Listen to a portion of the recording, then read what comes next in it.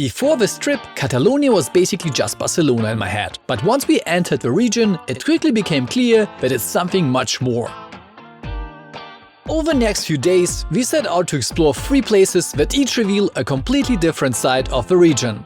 A medieval city frozen in time, a sacred mountain that helped protect Catalan identity, and finally Barcelona, a city so unique it barely feels real at times. But it all begins more calmly in Girona, one of the most beautiful and often overlooked cities in the region.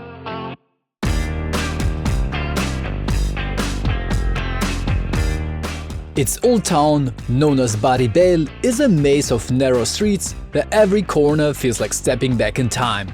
Walking through it, you move between Roman walls, medieval alleys, and distinctive Catalan architecture, with the language itself present everywhere in street signs and place names.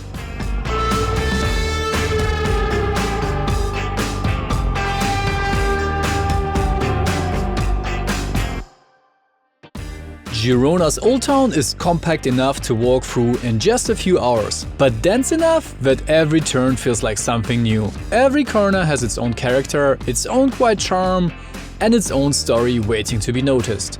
But eventually we do find the end as we emerge from a maze next to a river. First stop is the Iron Bridge designed by Gustav Eiffel. From here you get the classic view of Girona, the Onya River cutting through the city, with colorful houses stacked along both sides. It's one of those views where you naturally slow down for a moment just to take it in.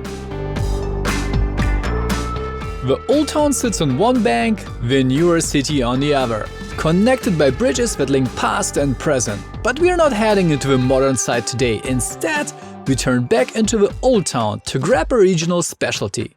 Now, outside of this Old Town, apparently Girona is also quite famous for its culinary inventions, and one of them is actually a croissant. They're called chouchou, less subtle than the French original, deep fried, filled with crema catalana and fully coated in sugar.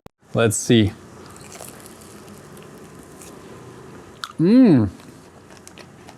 Okay, this is no longer a croissant, this is a custard delivery machine. I have to say though, I wouldn't eat all the sugar on top. The filling is sweet enough. At the northern edge of the Old Town, a steep wall of stone steps leads up to the Girona Cathedral. It's one of the city's most striking landmarks that you might know from Game of Thrones, housing the widest Gothic nave in the world. I think they've been pretty much everywhere except one thing, and this is the old city wall. These walls once protected Girona's strategic position between inland Catalonia and the French border. Walking along them, the city opens up beneath you, with rooftops, towers and narrow streets spreading across the Old Town. It's one of the best places to see the full shape of the city, and as you follow the path around, the view slowly stretches out towards the Pyrenees in the distance. Girona really is the full package. Compact, yet packed alleys to explore, a huge historic wall, a cathedral that breaks records. It's a great start to a road trip. On our way back to the camper, we end up walking through Girona's newer town, which is lively and full of small city charm. It's a shame we can't stay longer, but we've already booked our ticket for the next stop tomorrow. Early in the morning, we continue our journey through Catalonia with a 2-hour drive to Montserrat. We have a ticket for 12 o'clock, so we need to make sure we're on time. The serrated mountain of Montserrat is home to a 1000-year-old monastery, rising out of a landscape that feels almost unreal. Beyond its appearance, it has long held deep significance for the people of Catalonia.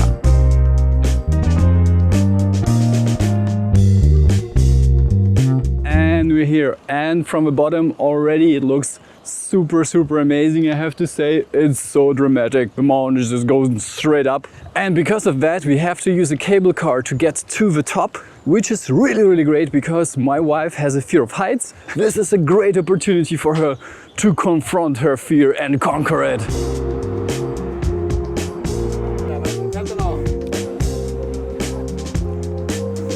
Is there something in the brochure that calms your nerves? Yeah, it only takes 5 minutes. That's reassuring. Yeah, only 5 minutes, that's good. Muy bien. Gracias.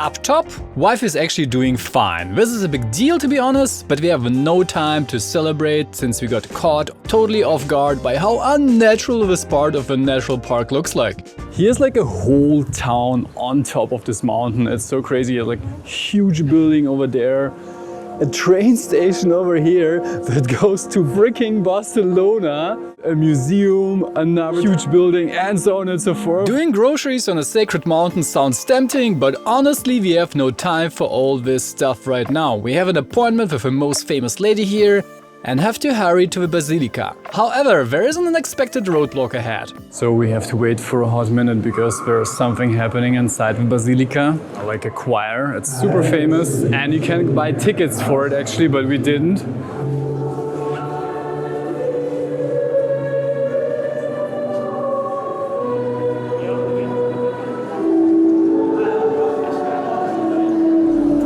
Then it's time to get into the basilica. It manages to be opulent yet strangely calm, with all the lighting pulling your eyes to the back where the Black Madonna is perched like the star of the show. She's the patron saint of Catalonia and was a huge symbol of Catalan's people's identity when their culture was being suppressed during the Franco dictatorship. For locals, she's basically the heart of the region. People here seem really invested. It makes the whole thing feel a bit surreal for me. By the time it's my turn to see the Maria, I feel the typical traveler's awkwardness. I'm just here snapping a few shaky photos, while the attendants politely hustle us along with a firm "thank you" to keep the line moving. It's a weird mix of ancient sacredness and high-speed tourism. Leaving the basilica, we have one goal left: taking the funicular even higher. We're heading to the top for the viewpoints that look out over the whole region.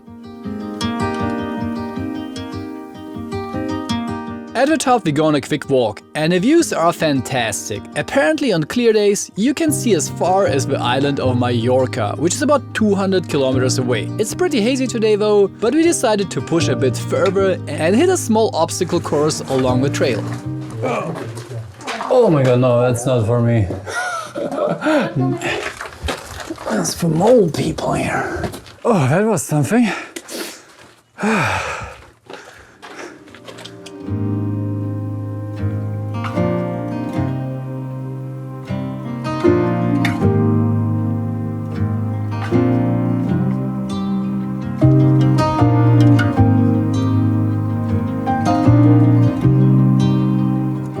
It was all worth it in the end though. We find a perfect spot to sit back and enjoy the views we definitely earned.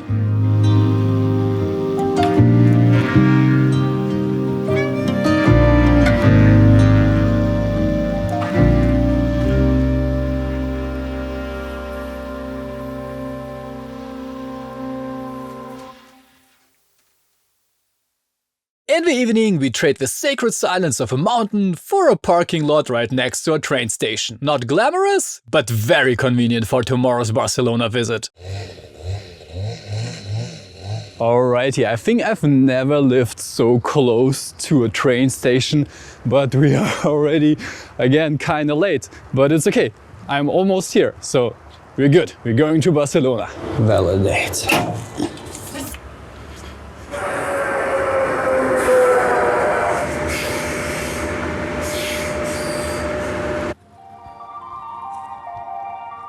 We are here right now actually in Barceloneta, a historic part of a town that is super close to the beach. And you might be wondering, how comes that it's so well integrated? Well, it is actually by design. Before the 1992 Olympics, Barcelona had no proper beaches, just industrial ports. The city imported millions of tons of Egyptian sand, transforming the coastline to create an artificial beach right next to downtown. Soaking up the sun in April already feels like summer. But we've got a whole city to explore, so we move on to our next destination, the Gothic Quarter, the old historic center of the city. It's only about 15 minutes away, and it instantly charms us with its high stone buildings and narrow alleys. Walking here feels a bit enclosed, but that's also what makes it exciting. You never know what's waiting around the next corner.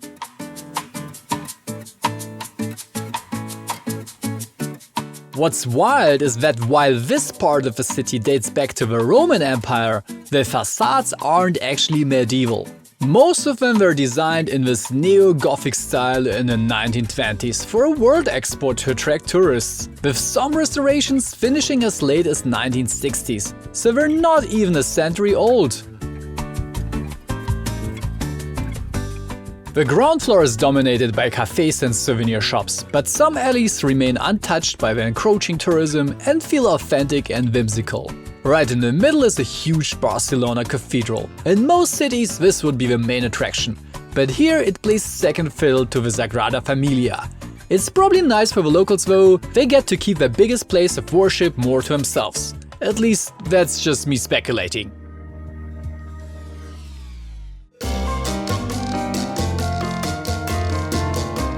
From the Gothic Quarter, we begin our 40-minute walk towards the Sagrada Família, the city's biggest attraction. The town feels incredibly alive. People are on the streets, no matter where you go, but we're still deep in the tourist zones. You hear a dozen different languages here: English, Russian, German, and only occasionally some Spanish.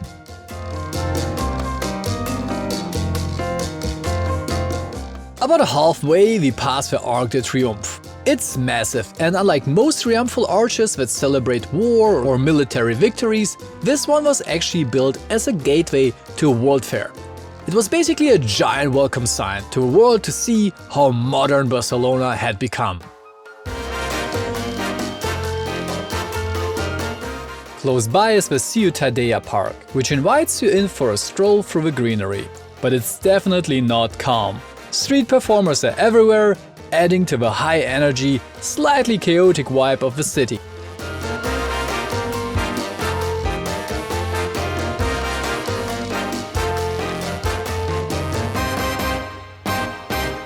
Alrighty, and we finally made it to Barcelona's most famous landmark, basically, Basílica de la Sagrada Família.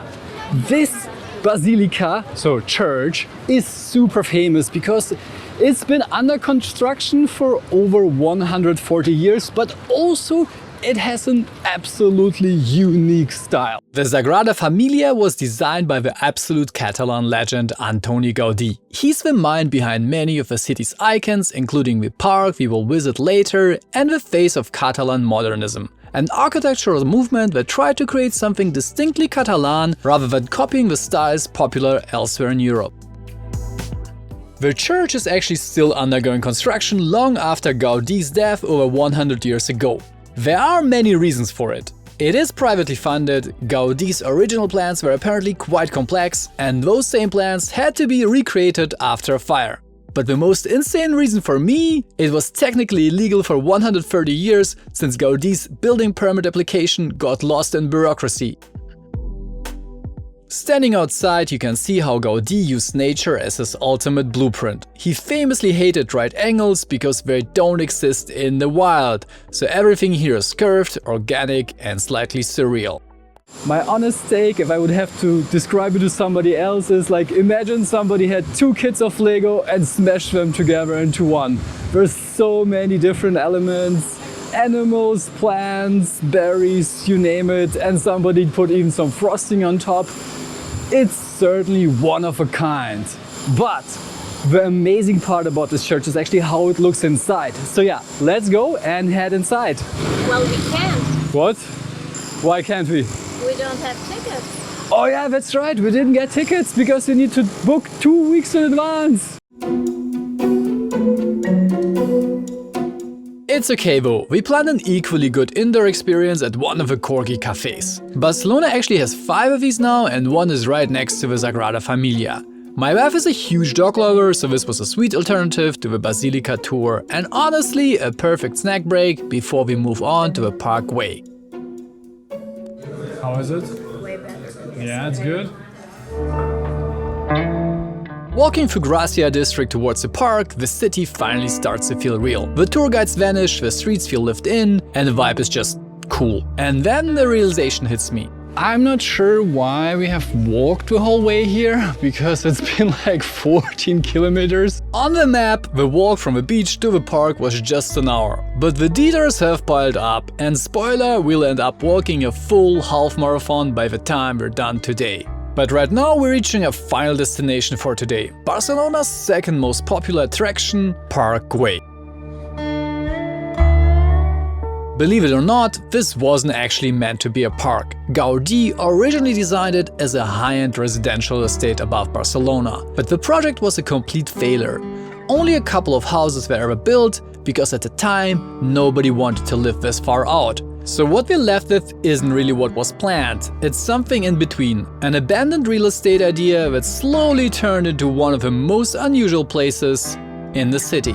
So we've seen a couple of architectural elements now, and I think I'm kind of like grasping the concept of the whole thing here, which is basically using natural occurring materials, which is rock, to build the whole thing. And it's not only used for structural elements, though it is also used for decorative elements, which is quite interesting. And that's not random, by the way. Gaudí was obsessed with the idea that architecture should follow nature, not fight it. So instead of clean lines and polished materials, he leaned into rough stone, uneven shapes, and whatever fit the landscape. That's why everything here feels a bit grown rather than built.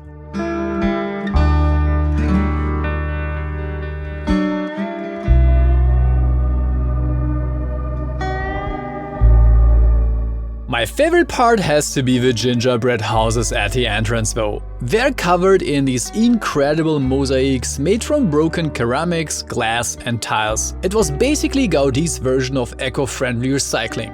Seeing these sugar-coated roofs is the perfect end of a day, a failed housing project that accidentally became one of the coolest spots on Earth.